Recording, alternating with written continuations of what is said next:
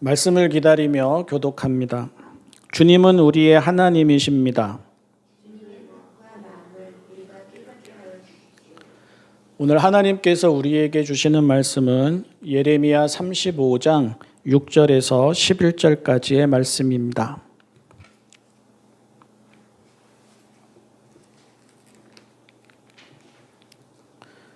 새번역 성경 구약 1122쪽 예레미야 35장 6절에서 11절까지의 말씀입니다. 그러나 그들은 이렇게 대답하였다. 우리는 포도주를 마시지 않습니다. 우리의 조상 레갑의 아들 요나답께서 우리에게 분부하셨습니다. 너희는 포도주를 마시지 말아라. 너희뿐만 아니라 너희 자손도 절대로 마셔서는 안 된다. 너희는 집도 짓지 말고 곡식의 씨도 뿌리지 말고 포도나무도 심지 말고 포도원도 소유하지 말아라. 너희는 언제까지나 장막에서만 살아라. 그래야 너희가 나그네로 사는 그 땅에서 오래오래 살 것이다. 그래서 우리는 우리의 조상 레갑의 아들 요나답께서 우리에게 명령하신 모든 말씀에 순종하여 우리와 우리 아내와 우리 아들과 딸이 일평생 포도주를 마시지 않았습니다. 우리는 거처할 집도 짓지 않고 포도원이나 농토나 곡식의 씨도 소유하지 않았습니다. 우리는 오직 우리의 조상 요나답께서 우리에게 명령하신 모든 말씀에 순종하여 그대로 실천하면서 장막에서 살았습니다. 그런데 바빌로니아 왕 느부갓네살이 이 나라에 쳐들어왔을 때에 우리는 바빌로니아 군대와 시리아 군대를 피하여 예루살렘으로 들어가야 하겠다고 결정하였습니다. 그래서 우리가 지금 예루살렘에서 살고 있는 것입니다. 아멘.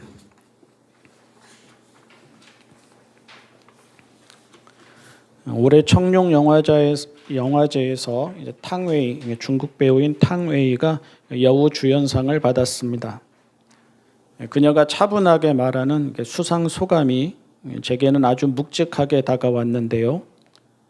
배우는 평생 하나의 좋은 시나리오, 좋은 캐릭터를 기다리며 삽니다. 몇 달, 몇 년, 심지어는 몇십 년을 기다리기도 합니다. 나는 송설애라는 사람을 만난 것이 정말 행운입니다. 너무 감사합니다. 울림이 참 컸습니다. 배우가 배우이면 충분하지 무얼 더 바랄까 하는 생각이 맞기는 맞습니다. 하지만 현실을 보면 배우라기보다는 연예인이기를 바라고 셀럽이기를 바랍니다. 연기할 수 있음이 행복하다 말하지 않고 연기를 통해서 성공을 하고 그래서 펜트하우스에서 살아서 행복하다 말하게 되고 좋은 캐릭터를 만나서 참 좋다 말하지 않고 유명해져서 참 좋다 말하게 됩니다.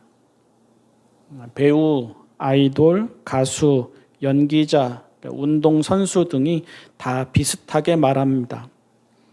하는 일은 다 다른데 하는 일만 다를 뿐인 현실에서 탕웨이가 한 수상소감은 그래 이게 배우의 삶이지 하는 감동과 그래 이런 삶도 있다 하는 감동을 주었습니다. 개인적으로는 이보다 더 이른 올해 6월에 한 어린 음악가에게서 먼저 비슷한 울림을 받았습니다. 반 클라이번 콩쿠르에서 최연소의 나이로 우승한 임윤찬 만 18세이었는데요. 임윤찬의 우승 소감이었습니다. 지금도 달라진 건 없어요. 콩쿠르에서 우승했다고 제 실력이 는 것은 아니기 때문에 계속 연습을 하겠습니다. 그리고 우리나라에 돌아와서 가진 기자 간담회에서도 비슷한 내용을 계속 말하였습니다. 산에 들어가 피아노만 치고 싶다고 하였습니다. 명예에 대한 욕심이나 야망이 없다고 하였습니다. 이렇게 유명해졌는데 어떻게 할 거냐는 물음에는 여태까지도 다른 생각 없이 피아노만 치면서 살아왔어요. 앞으로도 그럴 것이므로 달라지는 건 전혀 없습니다. 대답하였습니다. 클래식 음악계에서 이름을 알린다는 것은 여간 어려운 일이 아닙니다. 네로라 하는 해외 콩쿠르에 입상한 성악가도 TV 음악 경연 프로그램에 출연해서 이름을 알려야 할 만큼 자리가 좁습니다.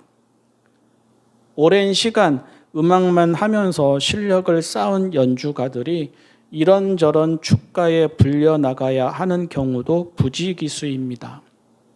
실력이 없어서가 아니라 실력이 있어도 그렇습니다. 그래서 기회가 오면 어떻게든 음악 외적인 것에도 신경을 많이 쓰지 않을 수 없게 되어버립니다. 대중적인 상품이 되어야 하고 마케팅을 해야 하고 포장을 해야 하고 이런저런 자리에 나아가서 웃겨야 하고 또 튀어야 하고 벌어들일 수 있을 때 벌어들여야 합니다. 어렵게 음악한 사람은 그것을 보상하느라 더 그래야 하고 여유 있게 음악한 사람은 그런 여유를 계속 누리기 위해서 그렇게 해야 합니다. 그런데 이면차는 이런 삶도 있구나 하는 것을 보여주었습니다. 피아노 연주 그 자체로 충분한 삶입니다. 연주를 통해서 자신의 내면을 알고 타인을 알고 세계를 알아가는 삶입니다. 이름이 알려져서 행복한 삶이 아니라 혼자서라도 연주를 할 수 있어서 행복한 삶입니다. 피아노를 통해서 성공해서 좋은 삶이 아니라 피아노를 통해서 교감할 수 있어서 좋은 삶입니다. 우리의 삶은 어떻습니까? 우리의 삶도 이런 삶도 있다 드러내는 삶입니까? 우리는 어떤 삶을 살기를 바라고 또 어떤 삶을 살고 싶다고 말하고 다닙니까? 오늘 우리가 읽은 말씀은 이스라엘 안에 있는 레갑 자손의 유별난 생활 방식에 대한 말씀입니다. 하나님은 그들의 생활 방식을 통해서 유다와 예루살렘을 경고하셨습니다. 원래 레갑은 모세의 장인과 같은 겐 족속의 사람이었습니다. 이스라엘이 광야를 지날 때 거기에 합류했고 이스라엘이 가나안 땅에 들어올 때 같이 들어왔고 그 후로 대대로 하나님을 믿고 섬기며 같이 살았습니다. 이스라엘은 혈연 공동체가 아니라 하나님의 언약을 기초로 하여 이루어진 신앙 공동체입니다. 출애굽도 아브라함의 자손만이 아니라 여러 족속이 섞여 있었습니다. 그러니 레갑 자손은 혈연으로는 소수 종족이었지만 신앙으로는 하나님을 섬기는 이스라엘이었습니다. 그런데 그들의 생활 방식이 아주 독특했습니다. 정착 생활을 하지 않고 유목 생활을 고수했습니다. 포도주를 마시지도 않고 집을 짓지도 않고 포도원이나 밭을 경작하지도 않고 파종할 씨앗을 보관하지도 않았습니다. 그들의 선조 요나답이 그렇게 정했다고 하였습니다. 그리고 그 후로는 대대로 그렇게 살아왔다고 하였습니다. 알다시피 이스라엘의 다른 사람들은 그렇게 살지 않았습니다. 가나안 땅은 이스라엘이 받은 기업이었고 그 땅에서의 삶은 당연히 그에 맞는 생활 방식을 요구했습니다. 이스라엘은 광야를 떠도는 더 이상 나그네가 아니었습니다.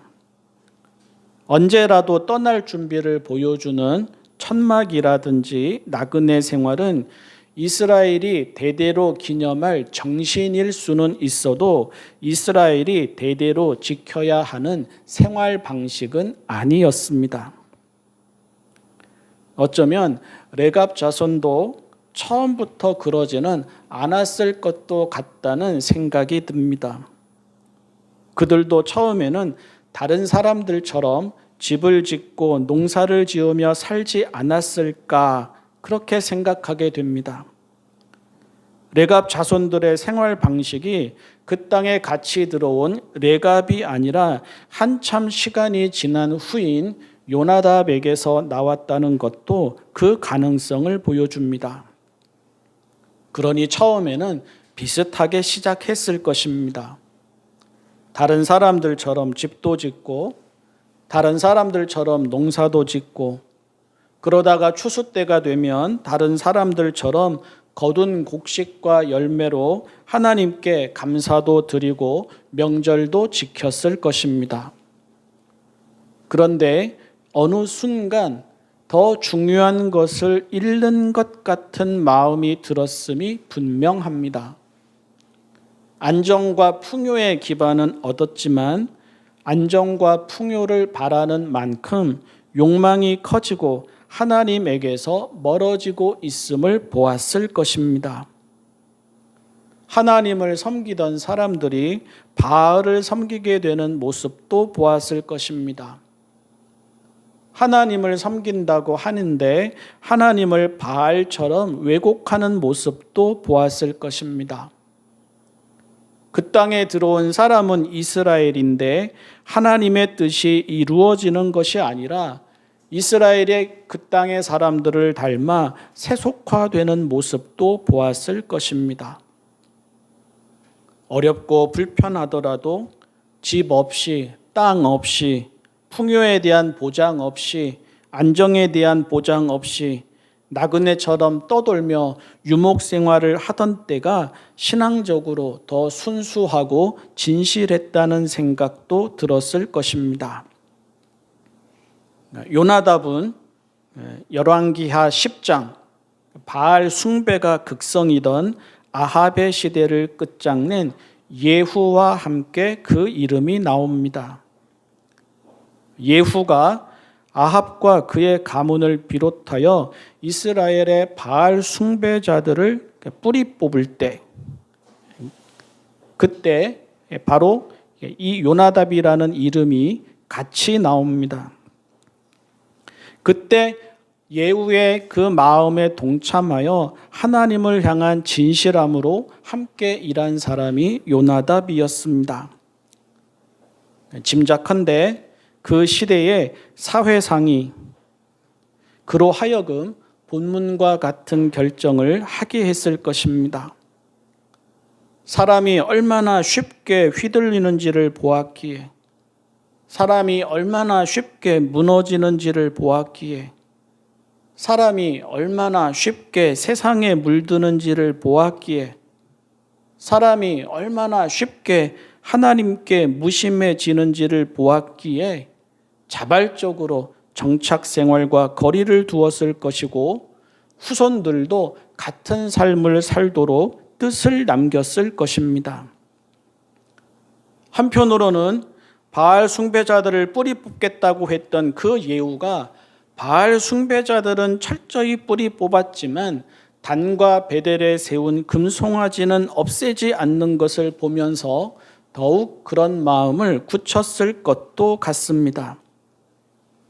바알은 아니어도 하나님을 금송아지로 믿고 싶은 마음은 그대로 남아 있었습니다. 바알은 아니어도 풍요와 번영을 하나님처럼 믿고 싶은 마음은 그대로 남아 있었습니다. 그것을 보면서 더더욱 정착 생활의 미련을 끊고 유목 생활을 고수하게 되었을 것입니다. 이후로 레갑 자손은 성실히 그 뜻을 따랐습니다. 바벨론의 침략을 피해서 예루살렘으로 들어온 이후에도 같은 생활 방식을 고집했습니다. 예레미야가 그들에게 시험 삼아 포도주를 건넸어도 단호하게 거부했습니다. 집을 지으라는 것도 아니고 밭을 사라는 것도 아니고 농사를 지으라는 것도 아니고 예루살렘 사람들처럼 살라는 것도 아니고 성전에서 예언자가 건네주는 포도주 한 잔 마셔보라는 것에 불과한데도 그들은 원칙을 깨뜨리지 않았습니다. 그들의 마음을 잘 보여줍니다. 작은 일도 별일 아닌 듯 여기지 않겠다는 뜻입니다. 하나님을 향한 마음을 흐리게 할 수 있는 일은 하나라도 하지 않겠다는 뜻입니다. 남들처럼 살지 못하는 것이 문제가 아니라 행여 그런 마음 때문에 이런저런 틈이 생기고 변명과 핑계가 생기는 게 문제라는 뜻입니다. 외롭고 서럽고 힘들더라도 사람의 약함도 알고 사람의 욕망도 알기에 멀리할 것은 아예 멀리함으로 깨어 있겠다는 뜻입니다. 흔히들 다들 그렇게 산다고 합니다. 흔히들 세상이 그런 것을 어쩌겠느냐고 합니다. 흔히들 사람의 마음이 다 거기서 거기이고 그러니 그럴 수밖에 없는 것 아니냐고 합니다. 실제로 대부분의 사람들이 비슷하게 삽니다. 신앙의 유무에 상관없이 추구하는 바가 비슷하고 날마다 기도를 하든 하지 않든 살아가는 모습이 비슷합니다.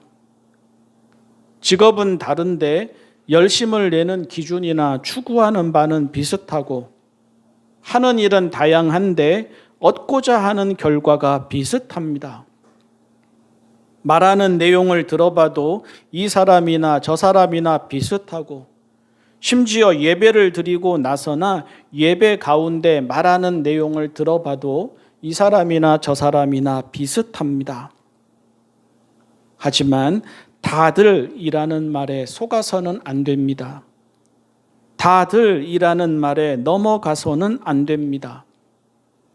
레갑 자손과 같은 삶도 있습니다. 행여 기준과 가치가 오염될까 아주 작은 일에도 선을 분명히 하는 삶도 있고 신앙이 욕망과 풍요에 종속되어 버리는 현실에서도 하나님을 향한 깨끗함과 진실함으로 살아가는 삶도 있습니다.